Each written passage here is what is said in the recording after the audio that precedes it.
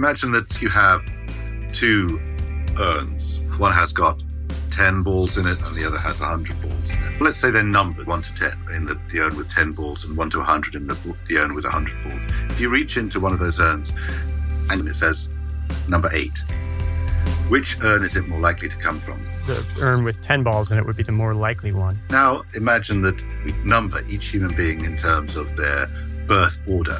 We might be up to like 100 billion now. You reach into the urn, you look at yourself. Your birth order number is, say, 50 billion. Now, are you more likely to come from the scenario which says there'll only be 50 billion human beings, or are you more likely to come from the scenario that says there's going to be 100 trillion human beings? Oh, interesting. Imagine you serve coffee at Starbucks. Starbucks knows exactly how much to pay you each hour.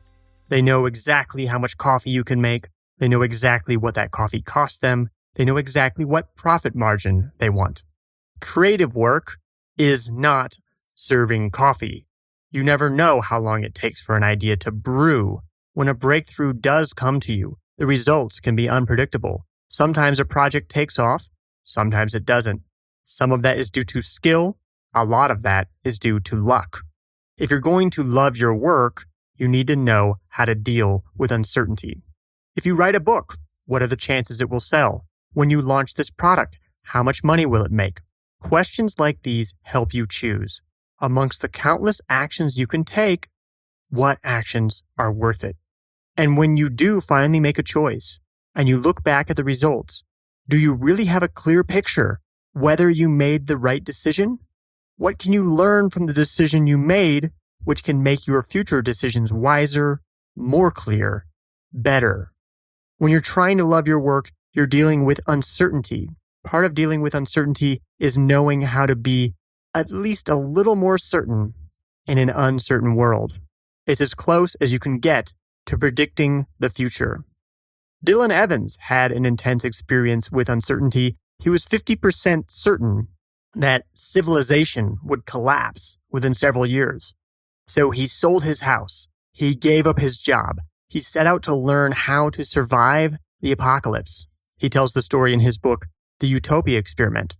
He and a team of volunteers constructed yurts on the Scottish highlands and started growing their own food and making their own clothes, trying to see if they could disconnect themselves from civilization. Civilization didn't collapse within the period of time that Dylan had predicted, and as he looked at what remained of his life, he started to ask himself, where did I go wrong? And this led Dylan to study what he calls risk intelligence. He now has written a book by that title, Risk Intelligence. It's the ability to navigate uncertainty, and that's what we're going to be talking about today. So in this conversation, you'll learn, how can you make falsifiable forecasts on your creative projects?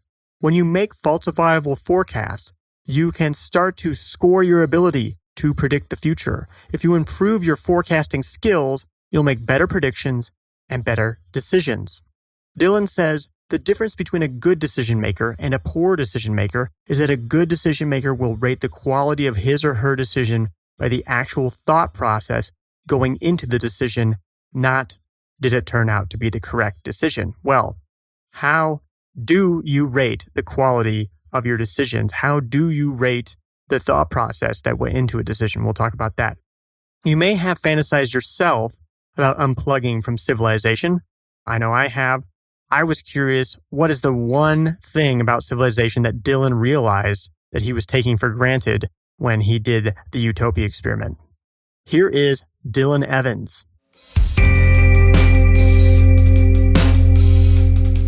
I'm here with Dylan Evans, and you have such a wide breadth of experiences. You've written books on the placebo effect, Lacanian psychoanalysis, evolution, evolutionary psychology, risk intelligence, emotion, atheism, so many different things. The most interesting thing to me, I think, is the Utopia Experiment, and I think it might be a good entry point, perhaps, into some of those other interests. Tell us what the Utopia Experiment was and how your various areas of expertise and interest drove you to conduct this experiment. Great. Yes. Well, first, thanks for having me on your show. And it's a pleasure talking to you. The Utopia Experiment was an attempt to find out how people might behave if civilization collapsed and there was only a few survivors, or pockets of survivors spread over the country. So I invited a bunch of volunteers to come and live with me up in the Scottish Highlands. And we had a scenario that described how civilization had collapsed and how it all got up to Scotland.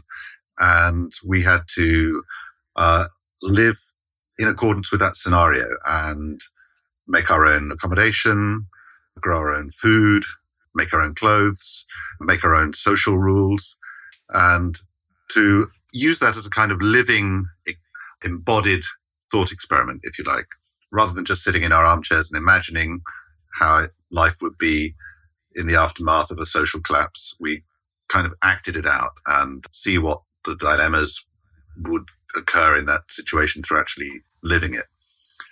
And the reason why I kind of got into that was a whole bunch of different issues, but I was working in AI at the time, and I was reading a lot of rather dystopian warnings about the future of humanity. One of my old friends, Nick Bostrom, was thinking about social collapse and the dangers, the risks of AI.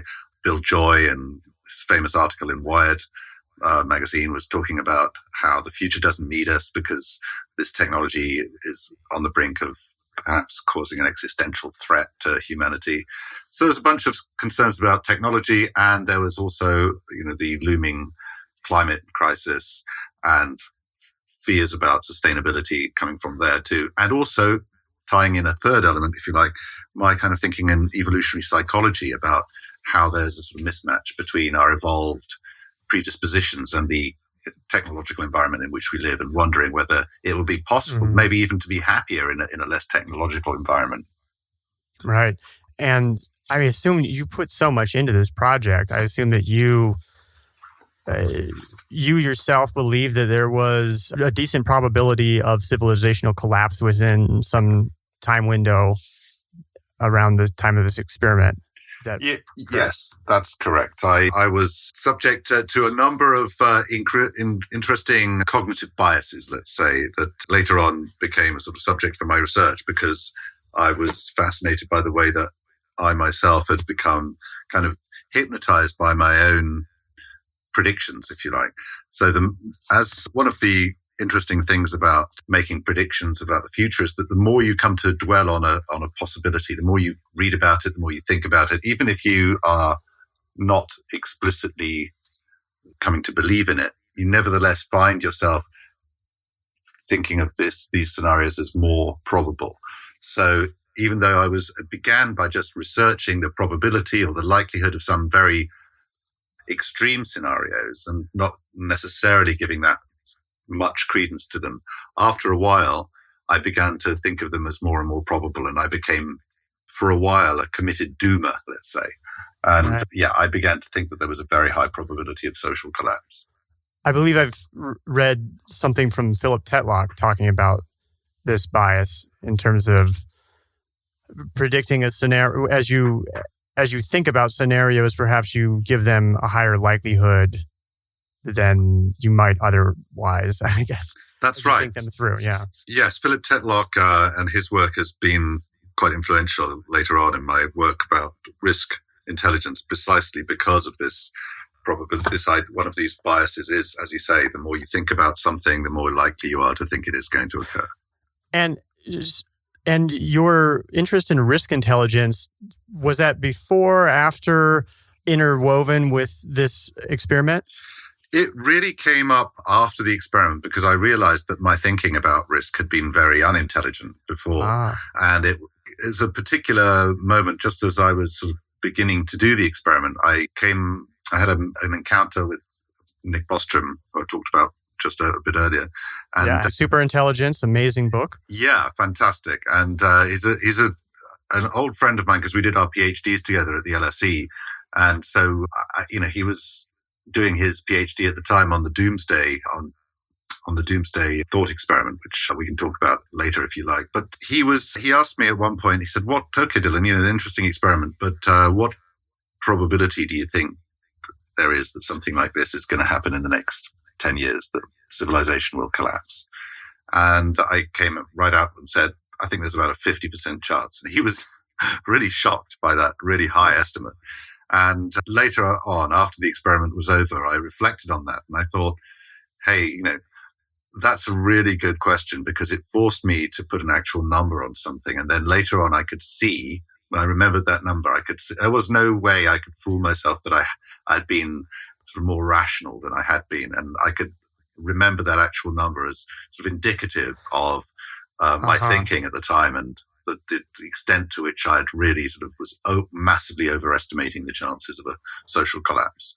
Well, and this ties in so much with Tetlock's work too. I know that I've been experimenting with trying to make predictions in my business, for example, a little lower stakes of like, if I think that I'm going to do a product launch and it's going to make this amount of money, that, well, what's my probability that I think it's going to fall within this window?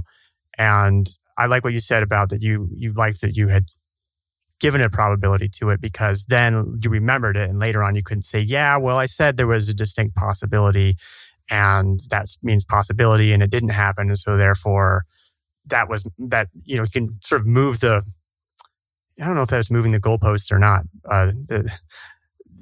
Or just hindsight bias maybe is what it is. Exactly. Yes. We can always sort of look back, and if we don't put a number on it, we can say, well, I thought it was likely, but not that likely.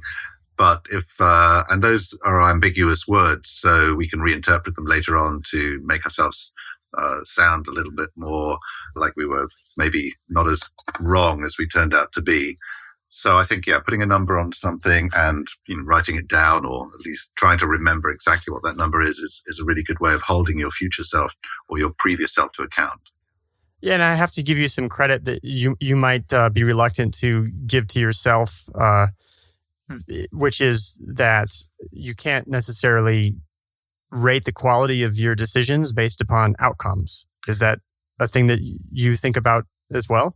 Absolutely, yeah. I think the difference between a good decision maker and a poor decision maker, one of those differences at least, is that a good decision maker will rate the quality of his or her decision by the actual thought process going into the decision, not did it turn out to be the correct decision when the outcomes, when the dice have fallen, so to speak.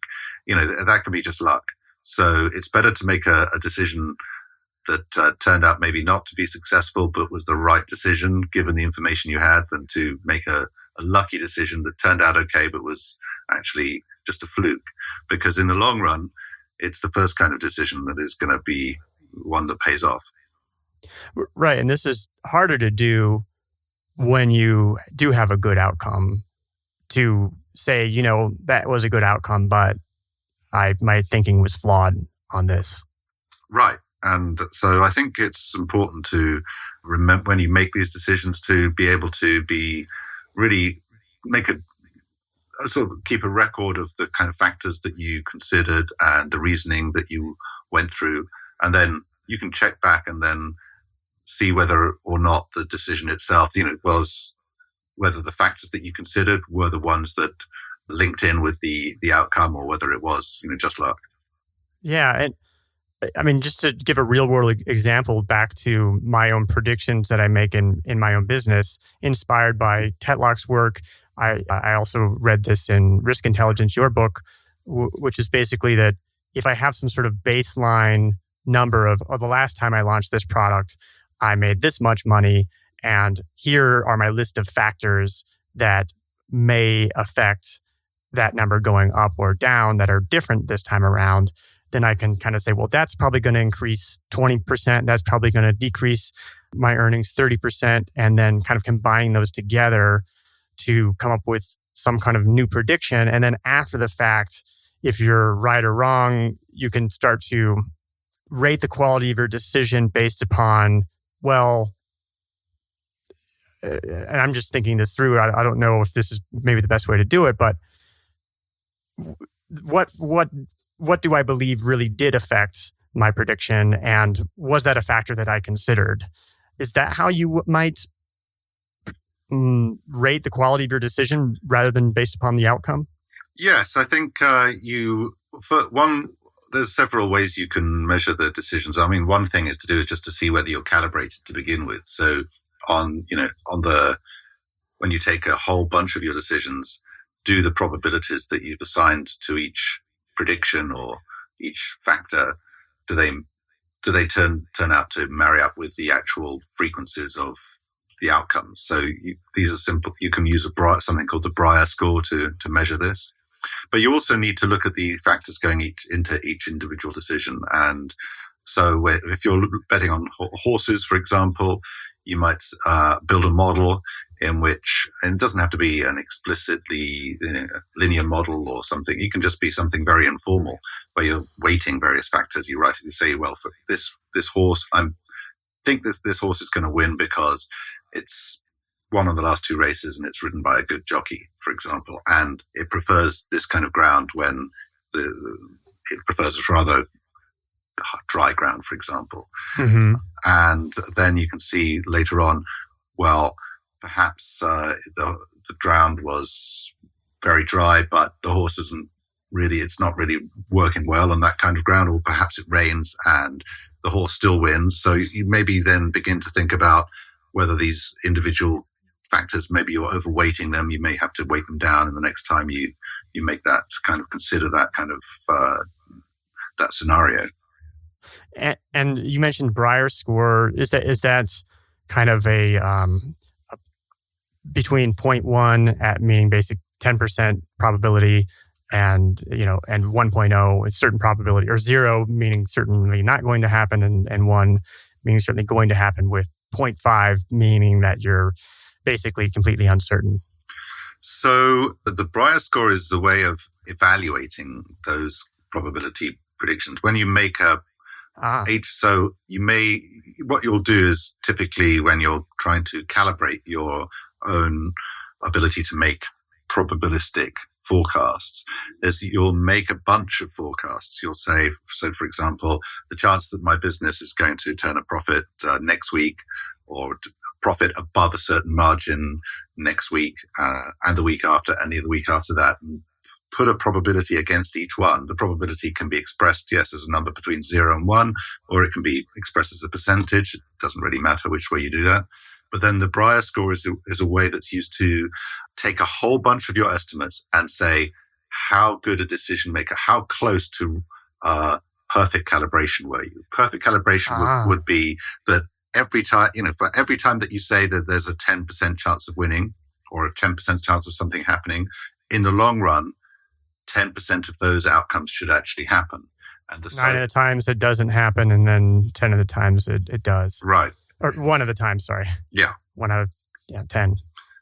So that's a simple way of capturing how calibrated someone is, how accurate they are at making probabilistic forecasts. Mm-hmm. Okay, so you make the forecast, you rate the quality of it, and say over time, maybe you're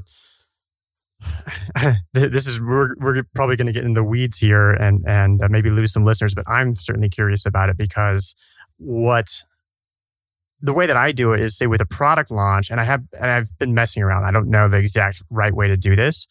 I've just sort of said, well, with a product launch, there's a revenue number, and I can't get that exactly right. So I kind of say, well, let's just say, what's my 70% confidence that I'll be within this range?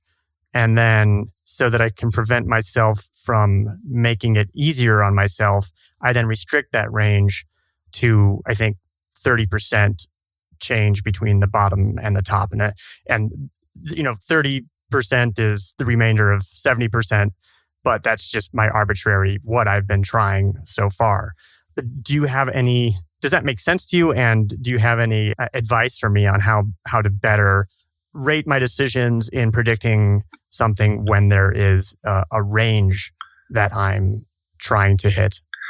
Personally, I just prefer to use point probability estimates, because I think it's just easier to measure how good you are, and it forces you to be nail your cardless to the mast kind of thing. Oh, okay. So yeah, I would just say for each make a whole bunch of statements that can be fairly easily verified to whether or, and they have a binary outcome. So they either do happen or they don't happen. It's a yes, no thing. And then for each of those statements, put a probability estimate on it.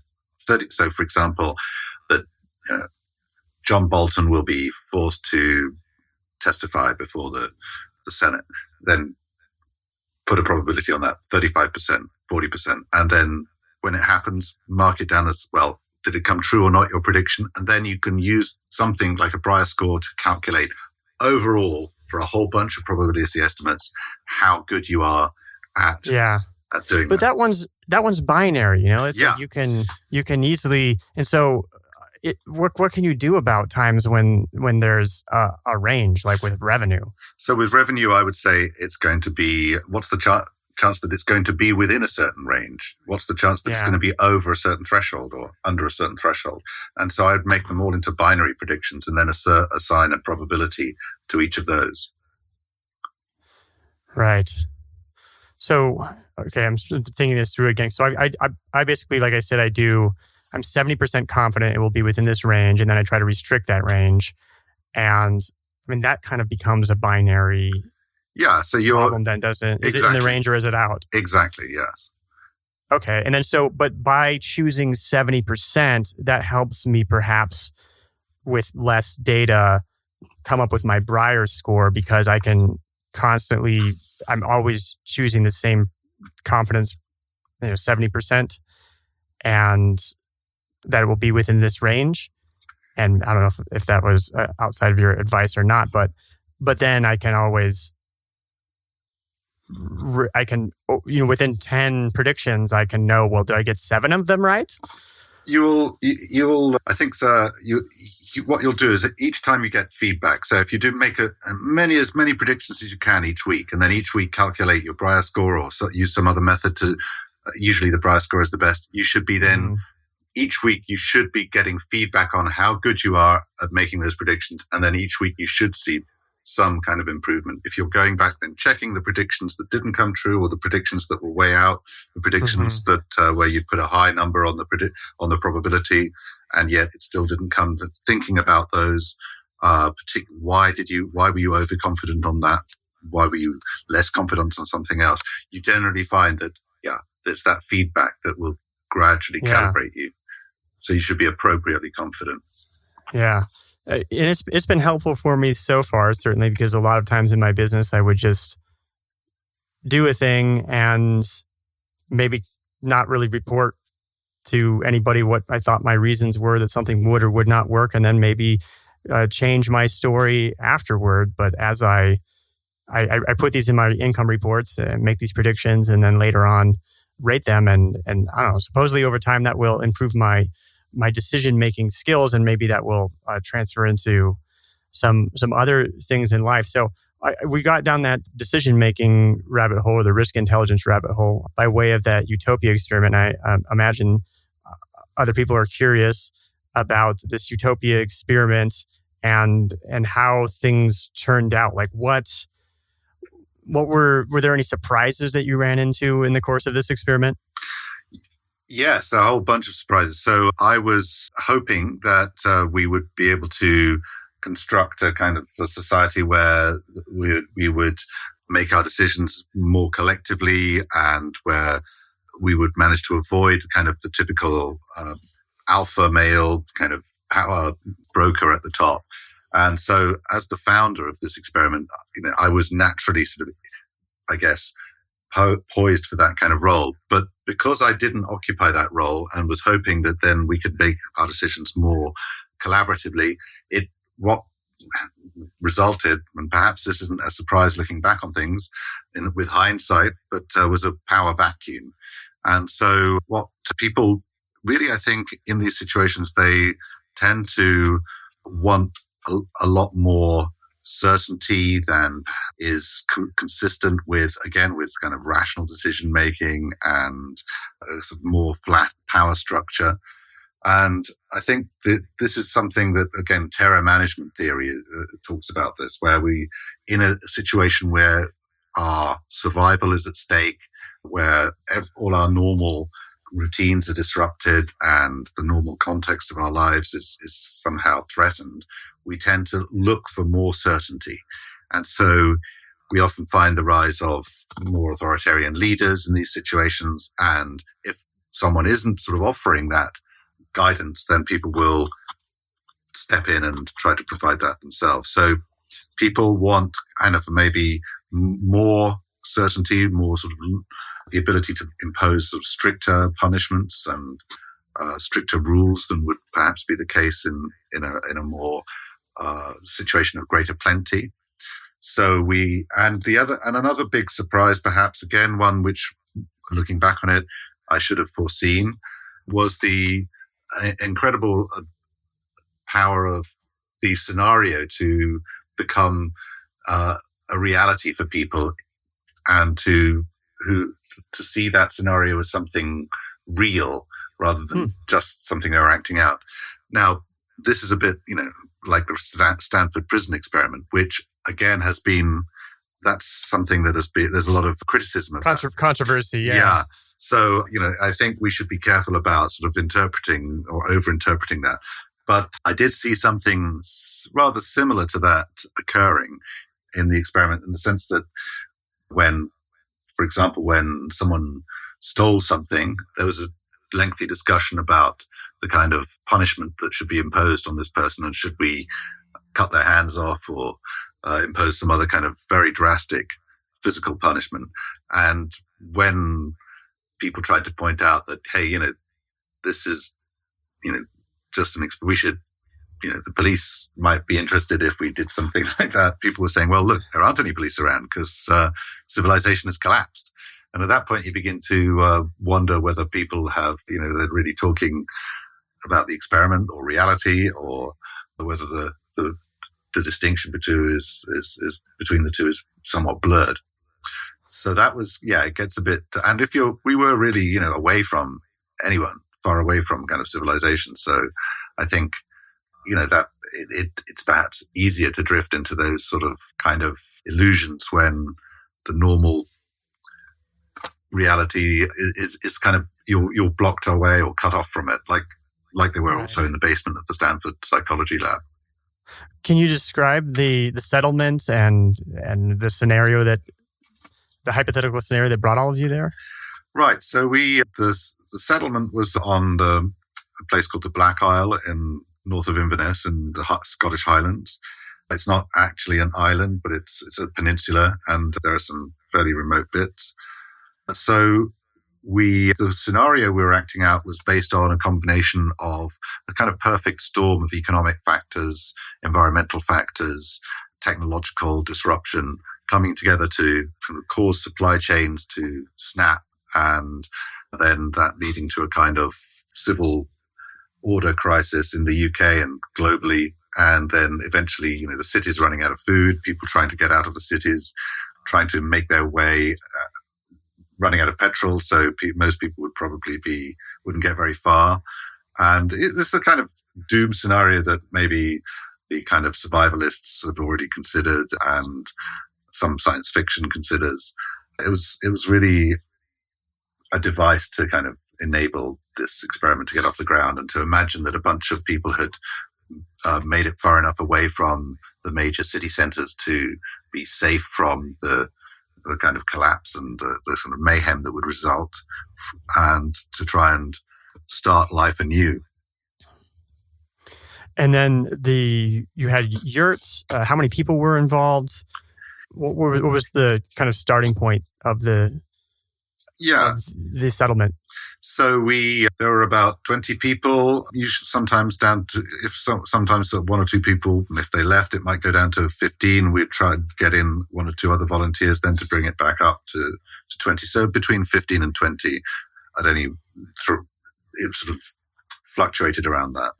We built our own accommodation. Yes, we slept in yurts that are Mongolian structures that are very good at keeping you warm in the very cold Scottish winters. Not so good at keeping you dry, we found. There's not a lot of rainfall in Mongolia, but there's a lot of rainfall in Scotland. We also had there was an old sort of remains of an old structure on this land, which had been used for storing potatoes many years ago, probably in the 19th or 18th century. So we kind of managed to renovate that and turn that into a kind of communal kind of cooking and eating and drying place for smoke and for certain food storage. So it was pretty rudimentary, and it was quite a challenge to live there. We're going to take a quick break. If you're having trouble hiring the best talent for your business, it's probably because the best talent already has a job.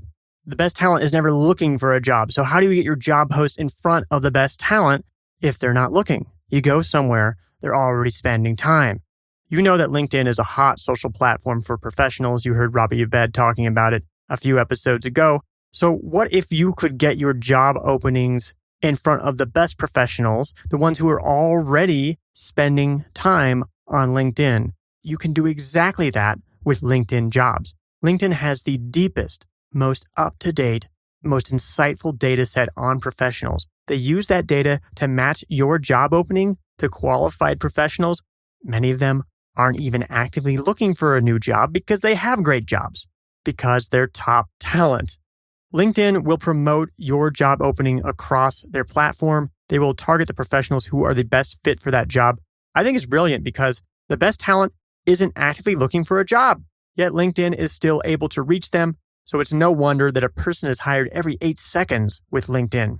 Find the right person for your business today with LinkedIn Jobs. You can pay what you want and get the first $50 off. Just visit linkedin.com/loveyourwork. Again, that's linkedin.com/loveyourwork to get $50 off your first job post. Terms and conditions apply.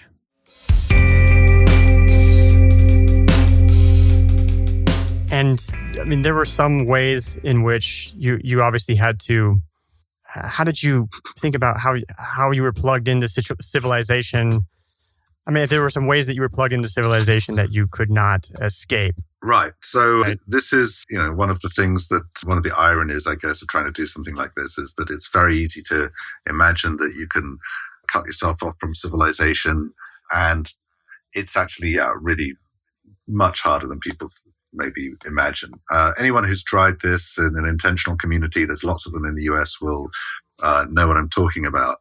But, it takes a long time to become self-sufficient. And so we obviously in the early days, we had to live on something. So we had a kind of list of things that we could have grown ourselves. We weren't able to grow those at the beginning, so we had to buy some of those in. And that was kind of coming to terms with those kind of dilemmas. It makes you feel, well, how real is this experiment then? Because people, if they were really in this situation, would they have been able to, how long would they survive?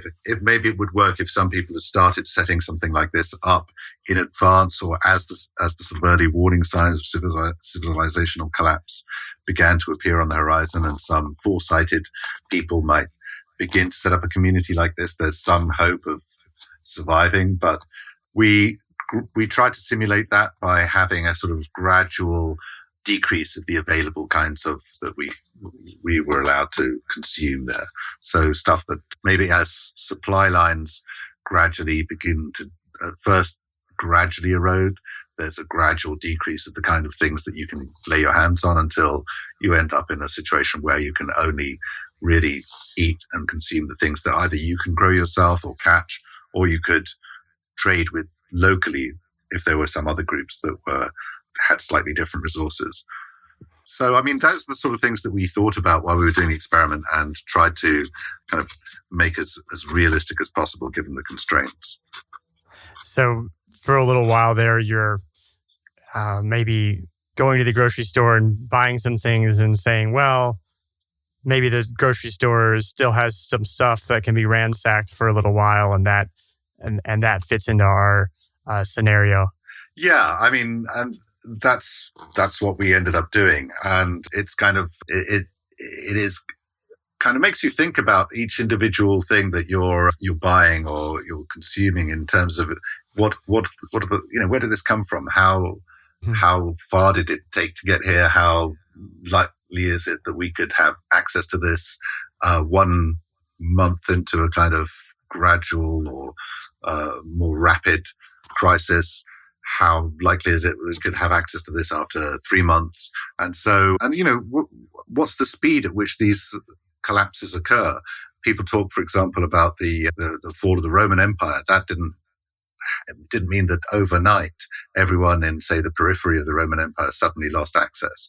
It was occurred over generations. A collapse of a more technological society might happen faster, but how fast? And when do we say it's fully collapsed? And those are sorts of questions that are interesting to explore in a kind of much more real way when you're trying to deal with those kind of issues in your day-to-day life, rather than just imagining it.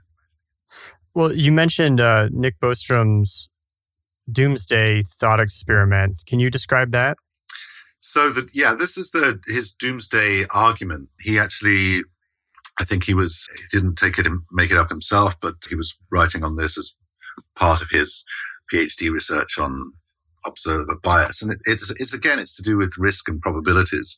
So, and it's kind of interesting because it's an argument that seems to give you some really strong empirical conclusions on the basis of just some very, very basic assumptions. So imagine that if you have two urns, one has got 10 balls in it and the other has 100 balls in it. Let's say they're numbered. The balls are numbered 1 to 10 in the urn with 10 balls and 1 to 100 in the urn with 100 balls. If you reach into one of those urns and you don't know which urn you've pulled a ball out of and it says number 8, which urn is it more likely to come from? Which urn do you think you've reached into and picked that ball out? I would guess that the urn with 10 balls in it would be the more likely one. Right. And that's a simple example of Bayesian reasoning. Now, imagine that we number each human being in terms of their birth order. And I think we might be up to like 100 billion now. And maybe 50 billion. I don't know what the exact numbers are. And consider, just to begin with, two scenarios where the human race will come to an end after maybe 100 billion human beings, or it will come to an end after 100 trillion human beings. You reach into the urn, you look at yourself. What's your own order, your birth order number? Your birth order number is, say, 50 billion. Now, are you more likely to come from the scenario which says there'll only be 50 billion human beings, or are you more likely to come from the scenario that says there's going to be 100 trillion human beings? Oh, interesting. So it's more likely that I come from the urn with fewer human beings. Right. So just knowing something about something really apparently trivial, like the number of human beings, the number of human being that you are. What number are you in the birth order? It seems that we can derive something pretty consequential, which is the fact that the human race is likely to die out sooner rather than later. And this has really bugged philosophers. In fact, they're still arguing about, it seems kind of wrong that we should be able to draw such a strong empirical conclusion on the basis of something like this very slender kind of piece of reasoning. But people haven't figured out if there is anything actually wrong with the argument, or if it really works, or if there is something wrong with the argument, what is it? At the moment, a lot of people think, well, it seems to work. And we can argue, well, what does sooner rather than later mean? You can generalize the argument from just two scenarios to a whole range of scenarios, because obviously, those aren't the only two possibilities. It could be something in between. It could be a lot longer. But this is what I like about Nick Bostrom's thinking, is that often he'll take converging points of argument, converging different points of starting points for his thinking, and they'll converge on a kind of similar idea, which is that existential risk is a very serious threat, something that we have to think about, and something that we should be actively preparing for. Now, it doesn't have to happen in the form of catastrophic social collapse. It could be something else. It could be AI. It could be a comet crashing into the Earth. But these kinds of, how can we think about these sort of more general issues in a systematic and informed way? That's the kind of, I think, the sort of what I like about his general research program. Yeah, and this reminds me of the thinking that was exhibited when we spoke with Rob Wiblin of 80,000 Hours which is, I guess, a part of the effective altruist community, which basically thinking that if there's something that's extremely high cost, or that would be really terrible to happen or that would be really incredible to have happen, but it's a low probability that perhaps that still merits high investment in that scenario. Yeah, absolutely. I'm a big fan of Rob Whiblin and 80,000 Hours and the effective altruism movement. I think they're doing some really important thinking about these long-term issues and kind of helping to guide younger people into making the right choices about how they can have a big impact on some of those issues. Of course, it depends upon how somebody feels about the possibility that they might reach the end of their career and find that the thing that they were acting upon as if it were going to happen didn't happen, and that they could resist rating the quality of their decision based upon that outcome rather than the decision-making process that drove them into that. Right. There's no guarantees. I mean, if that happens and they can be happy with the decision they've made, then they're more likely to be happy with the decision they've made that if they're the kind of person who rates the decision on kind of the rationality of the decision-making process rather than the outcome. So I think, but yeah, you have to be, it's a high risk. Working on any of these issues is a high risk venture because, by definition, these are very small probabilities.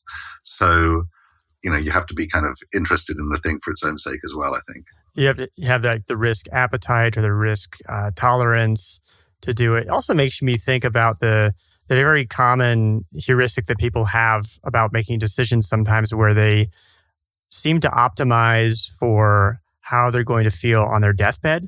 Right. I'm not sure whether that's wrong or right.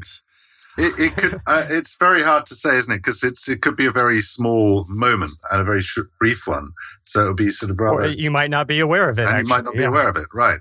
I think as a kind of an inflection point, something that can focus your thinking. It's kind of it's an interesting thought experiment because even if you never actually consider it on your deathbed, it can help to kind of frame your ideas about what constitutes a good life.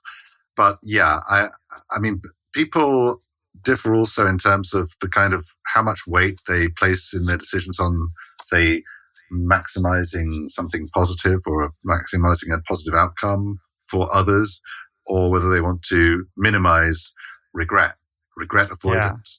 Yeah. And I think, those two things can be often pull in different directions. Just to paint that potential picture in case it's not obvious, you could be on your deathbed and say, I dedicated my life to improving AI ethics and it didn't turn out to matter at all. And I wasted my life, depending upon how you think about risk. It's a possible scenario that one might find oneself in. Yeah. I mean, it might turn out that you didn't have to, it was wasted because the AI didn't materialize, and that you'd have to be pretty, if you were worried about the sort of AI risk of something very bad happening to people, then, and that's what the ethics was designed to prevent, then the fact that the outcome you didn't need the preventive measures, well, that's got to be a good thing, right? Yeah. So with the Utopia experiment, how do you feel about that? Because I mean, it's been a very short time since the experiment happened. You had this high degree of certainty. I don't know whether whether or not we're outside of the window that you and Nick were talking about when you had that conversation. And, is a part of you like, oh no, civilization didn't collapse? Or how do you think about whether that was the right decision to do to put all that you did into making that experiment happen? Well, we're technically just outside that time period now, and civilization hasn't collapsed. I think that I still think that there is a significant probability that there might be something threatening to civilization, and there's a number of risk factors that still loom large. I think that it was worth doing the experiment for a number of reasons, not just socially, but also for myself personally. It caused, I did have a major depressive episode as a result of the experiment, and that was a very tough time for me. But I think, I came out of it feeling a lot stronger and feeling that, and it led to my research on risk intelligence. So that was a very positive outcome for me personally. The other volunteers, a lot of them have written to me afterwards and said, they thought that was a really useful and powerful experience in their lives. So I think it had some positive effects, but it was, it did get very difficult. And I remember there's a part in your book that I thought was interesting, given everything that you put into the Utopia Experiment, where you say, even if you think the apocalypse is imminent, you're probably better off not bothering to prepare and just taking your chances with everybody else when the shit hits the fan. How do you think about that viewpoint? Well, I think that to some extent that's right, because when you start to think about, yes, you can survive the early weeks or the first year or two of something very, very serious civilization, some very serious disturbance to the edifice of a modern society. But in terms of thinking about something lasting longer term, it's things get much, much harder, and people often don't think when they're sort of constructing their survival plans what's going to happen, in the long run, and whether or not. I mean, perhaps they don't. We just can't plan that far ahead. But it strikes me that there's a lot of kind of you have to be pretty well fortified. You'd have to be prepared for other people to come and try and the remaining few survivors to be pretty well armed. You'd have to to really prepare for that. I think you'd have to be put so much effort and energy into preparing for it that it would be a very high stakes and very high risk strategy. So probably I would say you're better off building strong, resilient ties with your local community if you have that opportunity or possibility, because you're more likely to survive with the sort of strength of the local community and if things don't work out and things get very, very difficult, you're not going to have much more of a chance of surviving for much longer out in some very small remote community, and you probably have a tougher time. So, it kind of makes you think about mortality in kind of an interesting way. What you're talking about just now about looking for, imagining your deathbed and what kind of you look back on your life and what constitutes a successful life. But you have to think about when people are thinking in terms of personal preservation in the face of a doomsday scenario, making a kind of bolt hole for themselves.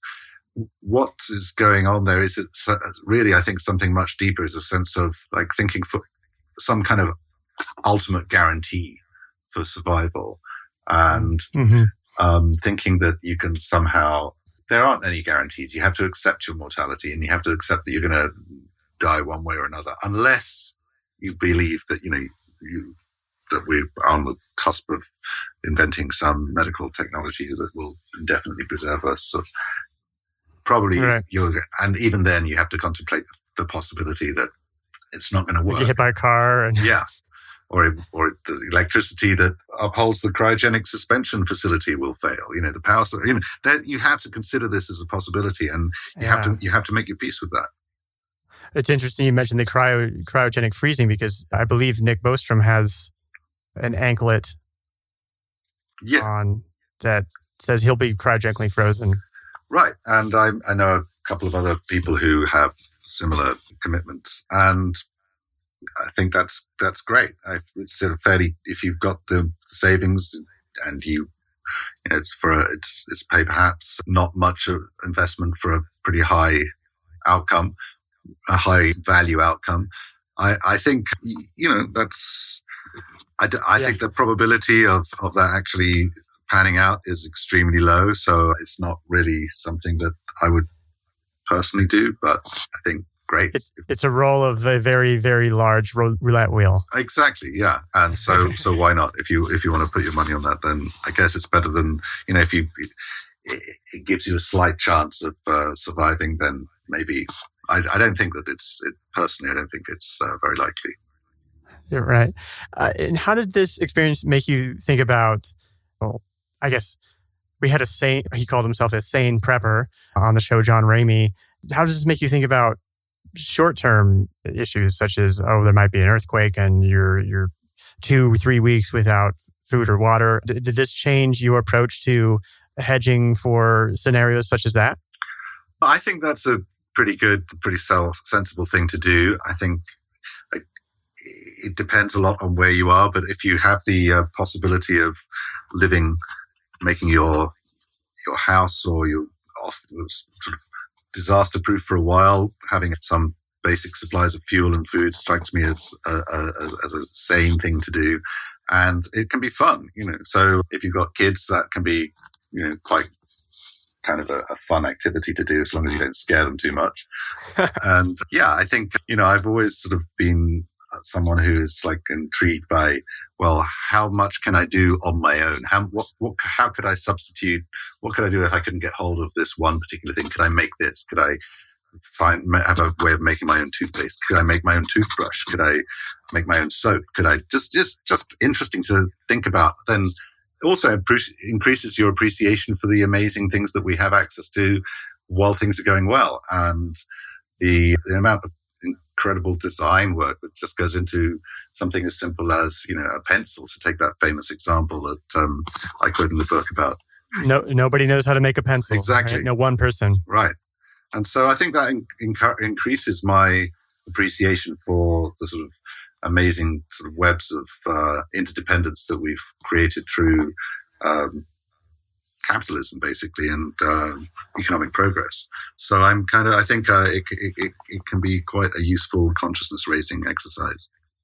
It's one of those things that I think that a lot of people fantasize about. I think about sometimes, like, oh, what if you could just unplug from civilization completely, and just go live in the woods and just do everything yourself. But I think that probably few of us have really thought that through. You've experienced it. So what were the major things from civilization that you maybe found that you were taking for granted? Well, one of the things is definitely, and this might seem a bit strange, but access to good music. I think until relatively recently, if you wanted to have good music, you either had to be an expert violinist or piano player or singer or something, or have resources to kind of visit a concert in person. And nowadays, we can just, at the touch of a button, we can pull up anything, any recording of any piece of music we like, and just listen to the best recordings in the world. I mean, if you've got to entertain yourselves, it's fine. If you've never heard, Bob Dylan or someone Maria Callas singing, if you have, trying to go back to just your friends playing the guitar around a campfire is fine for a night or two. But sometimes you kind of think, well, we're very lucky, the world we live in at the moment. That's so fascinating. It's something I thought about a little bit. I think we marvel at this idea, or those of us who are paying attention marvel at this idea that we can listen to so much music on demand. And then we compare it to, oh gosh, remember when I had CDs? Mm-hmm. But to take it to a whole other level and go further back and say, well, what about when there weren't even recordings? Yes. You needed a musician there to play for you. And now it's almost like, maybe this is too big of a thought for this late in the conversation, but I find it interesting how we kind of take that music for granted, where you're in the grocery store and there's just music playing all the time. It's always playing. And if you take the time to listen to the lyrics of the music, or to really feel the message of the music, it's pretty heavy, but most of us aren't paying attention. It's almost like we've gotten desensitized to that art. So anyway, just thing I've thought about.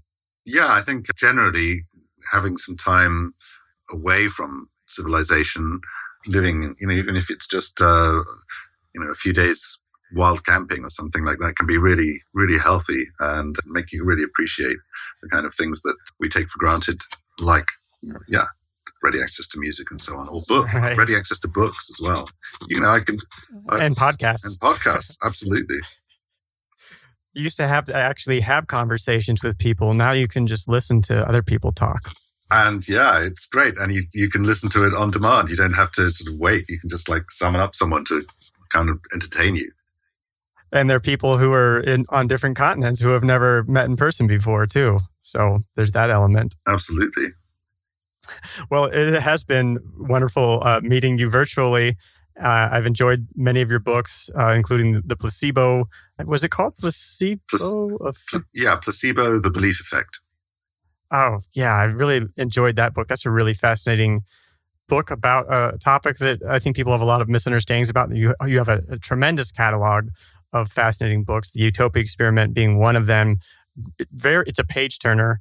It is a great story, and I really enjoyed it. So I thank you for writing the books and for coming on the show. And is there anywhere you'd like for people to get more of you, Dylan Evans? Well, people can check out my website, which is www.dylan.org.uk, and there's some information, my books and some of my other writings there. All right. Thank you so much, Dylan. Thanks, David.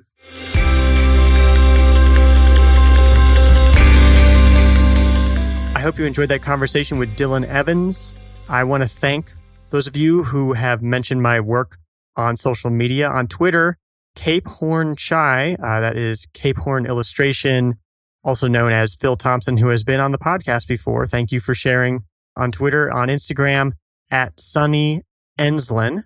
Thank you. And the update of the month goes to, on Twitter, Anna Lydia Monaco. Anna Lydia says, love this podcast. Call out to my hashtag Dignidad Literia and M Writing friends. Listen to this episode. It's so eye-opening. Hashtag writing community, hashtag WRAC. And Anna Lydia shared episode 215 with Neil Pazricha on resilience through creativity. At the core of being able to love your work is one question.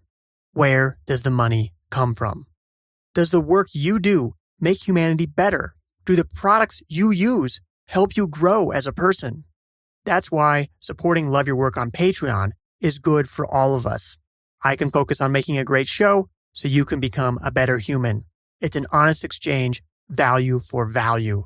This show costs hundreds of dollars a month to produce and bring to your ears. I invest my time and creative energy in making it, so I can't keep this show going without your support. Please support the show on Patreon at patreon.com/Cadavy. Think of it like a coffee meeting. Is this show worth buying me a coffee a month? Head to patreon.com/Cadavy to join. You'll get perks such as early access to ad-free content, masterclasses, or office hours directly with me. That's patreon.com/Cadavy, or Overcast users, just tap on the $sign. Love Your Work is brought to you in part by our top Patreon supporters, such as Jeffrey Mason. The theme music for Love Your Work is At Sea by Dorena from the album About Everything and More, by arrangement with Deep Elm Records at deepelm.com. Love Your Work is a production of Cadavy, Inc.